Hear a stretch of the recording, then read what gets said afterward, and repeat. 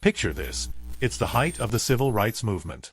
While millions march for freedom, shadowy figures lurk in the background, watching, listening, infiltrating. This isn't the plot of a spy thriller.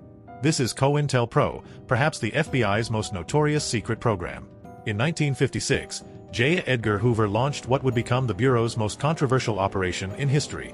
COINTELPRO, short for Counterintelligence Program, started as a mission to combat communism. But like a virus mutating, it evolved into something far more sinister. The program's tentacles reached into every corner of American activism. Civil rights leaders, anti-war protesters, women's rights advocates, no one was safe from its reach.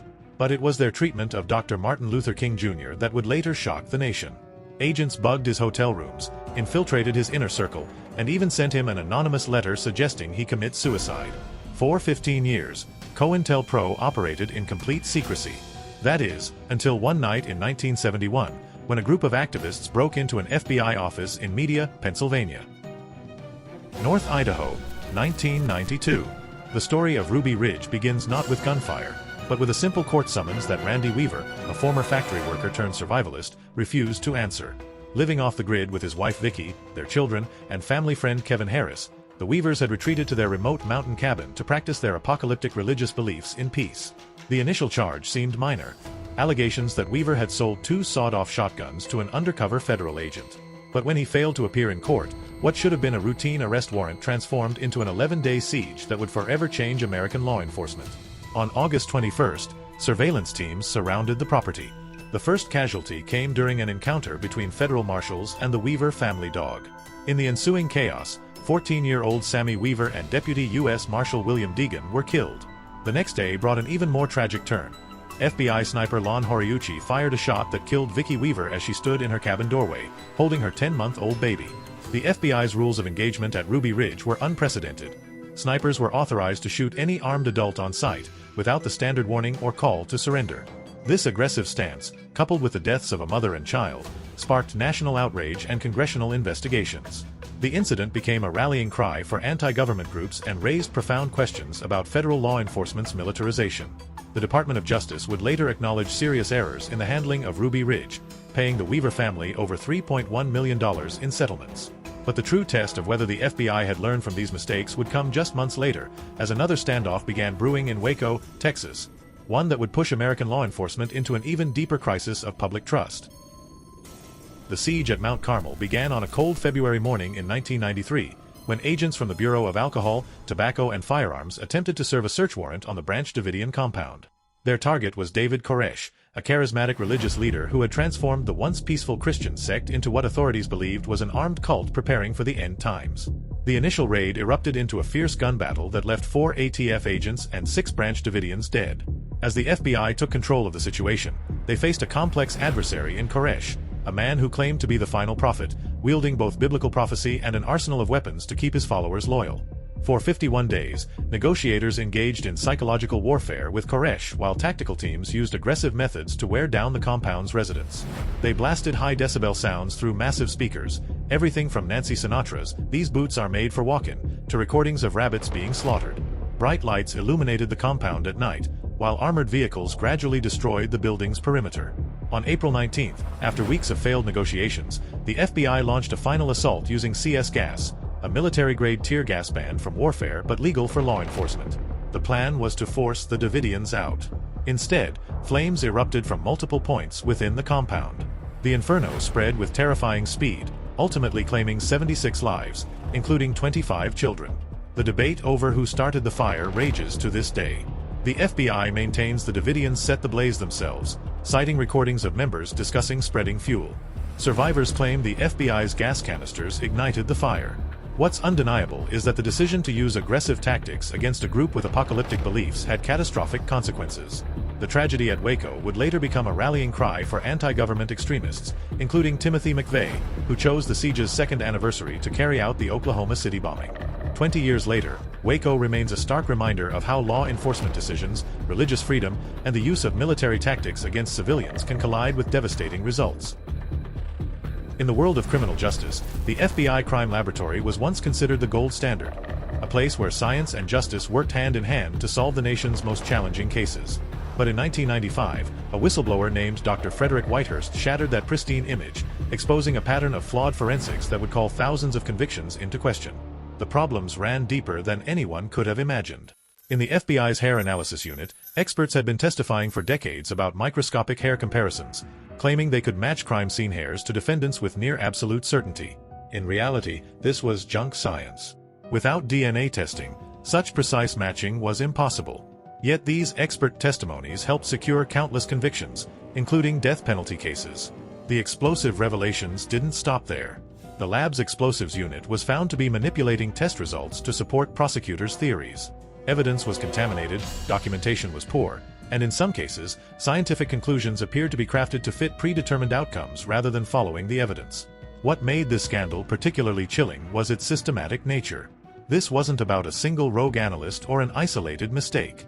The problems permeated multiple units within the lab, suggesting a culture that prioritized convictions over scientific integrity.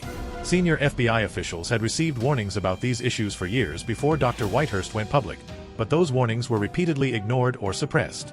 By 2015, the FBI officially acknowledged that over a 20-year period before 2000, hair analysis testimony contained erroneous statements in at least 95% of the cases reviewed. The implications were staggering. Hundreds of defendants, including 32 who received death sentences, had been convicted based partly on flawed forensic evidence. The aftermath forced a complete overhaul of the FBI's forensic practices. New accreditation requirements, quality assurance measures, and scientific standards were implemented. But for many wrongfully convicted individuals who spent years or decades behind bars, these reforms came too late. The scandal serves as a sobering reminder that when science is corrupted in the pursuit of justice, it's not just evidence that's compromised. It's the entire foundation of our criminal justice system. Perhaps the most troubling question remains: in today's high-tech forensic landscape, what other settled science might we be getting wrong?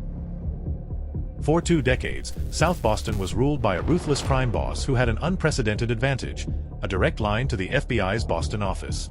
James Whitley Bulger wasn't just evading law enforcement. He was working with them, transforming from a local gangster into one of America's most notorious criminals under the protection of corrupt federal agents. At the center of this web of corruption was FBI agent John Connolly, a fellow Southie who had grown up admiring the Bulger family. Connolly recruited Whitey as an informant in 1975, claiming he could help bring down the Italian mafia. But this relationship quickly evolved into something far more sinister. While Bulger occasionally provided information about rival criminals, he used his FBI connection to eliminate competition and consolidate power over Boston's criminal empire. The corruption ran deep. FBI agents tipped off Bulger about investigations, removed his name from criminal databases, and even leaked the identities of other informants, who were often found dead shortly after. All while Bulger's Winter Hill gang conducted a reign of terror involving extortion, drug trafficking, and at least 19 murders. The truth finally emerged in the 1990s when honest FBI agents began investigating their own. The revelations shook the Bureau to its core. One of their offices had effectively become an extension of organized crime. Connolly would eventually go to prison, while Bulger fled, spending 16 years on the FBI's most wanted list before his capture in 2011. The scandal represented one of the most significant betrayals of public trust in law enforcement history, demonstrating how a few corrupt agents could transform the FBI from crime fighters into crime enablers.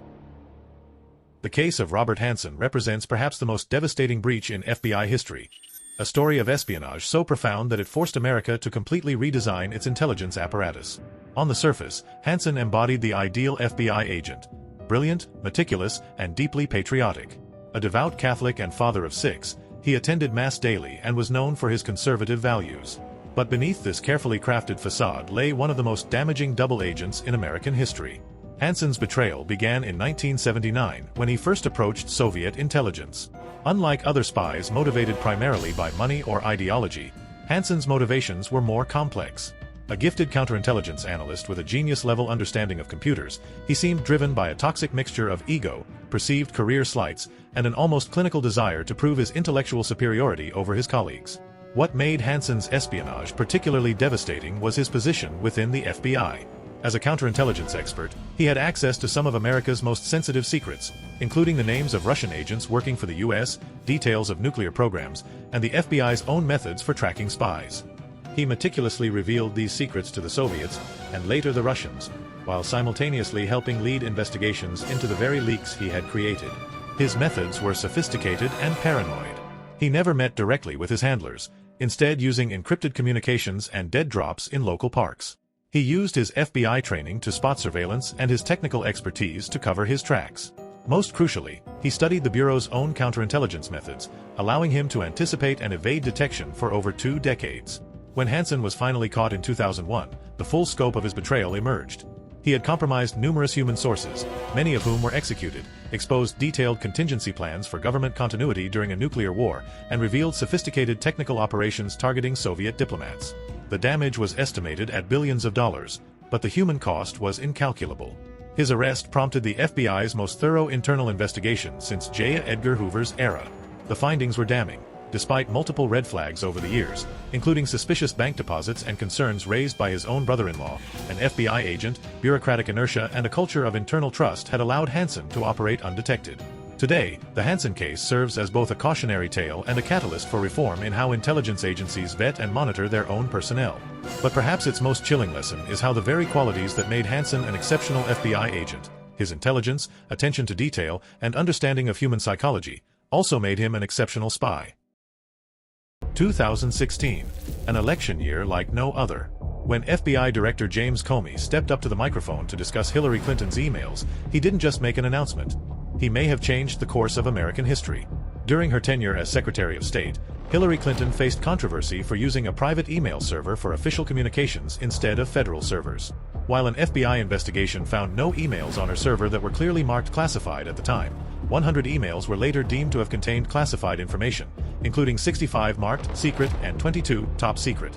Additionally, 2,093 emails were retroactively designated as confidential by the State Department. But what really happened behind the scenes? The truth about those 11 fateful days in October reveals a bureau torn between duty and politics. For decades, Deep Throat's identity remained Washington's best-kept secret.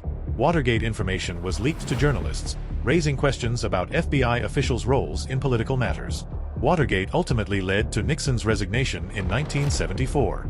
It revolved around members of a group associated with Nixon's 1972 re-election campaign breaking into and planting listening devices in the Democratic National Committee headquarters at the Watergate office building in Washington, D.C., on June 17, 1972, and Nixon's later attempts to hide his administration's involvement. When FBI Associate Director Mark Felt finally revealed himself as the source who helped expose Watergate, it raised unsettling questions. Was he a hero who exposed corruption, or a betrayer who violated his oath? The answer depends on where you stand, but one thing's certain: his actions forever changed how Americans view their institutions. J. Edgar Hoover. No name looms larger in FBI history. For nearly 50 years, he wasn't just the FBI's director. He was the FBI. J. Edgar Hoover, the first director of the FBI, served from 1924 to 1972, shaping the Bureau into a powerful law enforcement agency. Known for his aggressive anti-crime campaigns, he controversially used surveillance and secret files to maintain control. Later in life and after his death, Hoover became a controversial figure as evidence of his secretive abuses of power began to surface. He was also found to have routinely violated both the FBI's own policies and the very laws that the FBI was charged with enforcing, to have used the FBI to harass and sabotage political dissidents, and to have extensively collected information on officials and private citizens using illegal surveillance, wiretapping, and burglaries. Hoover consequently amassed a great deal of power and was able to intimidate and threaten high-ranking political figures. Hoover's tenure left a lasting, yet polarizing, legacy in American law enforcement. His secret files on politicians and civil rights leaders gave him unprecedented power. But was he protecting America, or holding it hostage? The full truth died with him, but the files he left behind tell a story more shocking than any conspiracy theory. In the panicked months following 9/11, America faced another terrifying threat: a series of letters laced with deadly anthrax spores that killed 5 people and infected 17 others.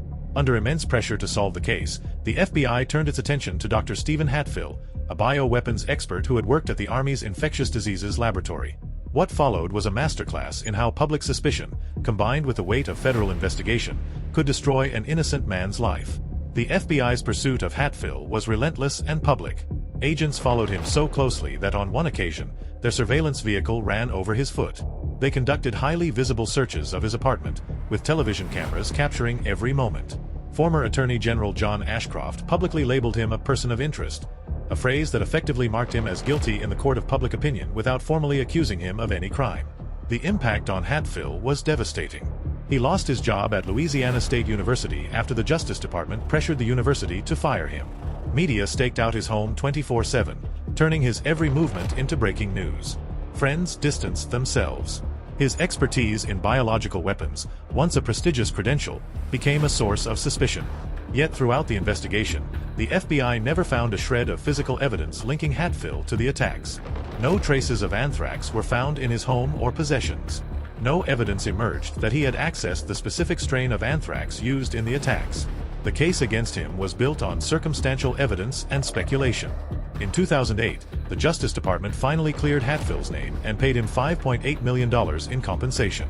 The real anthrax killer was later identified as another Army scientist, Bruce Ivins, who took his own life as investigators closed in. But for Hatfill, the damage was already done. His case stands as a stark reminder of how quickly presumption of innocence can vanish in the face of public fear and institutional pressure.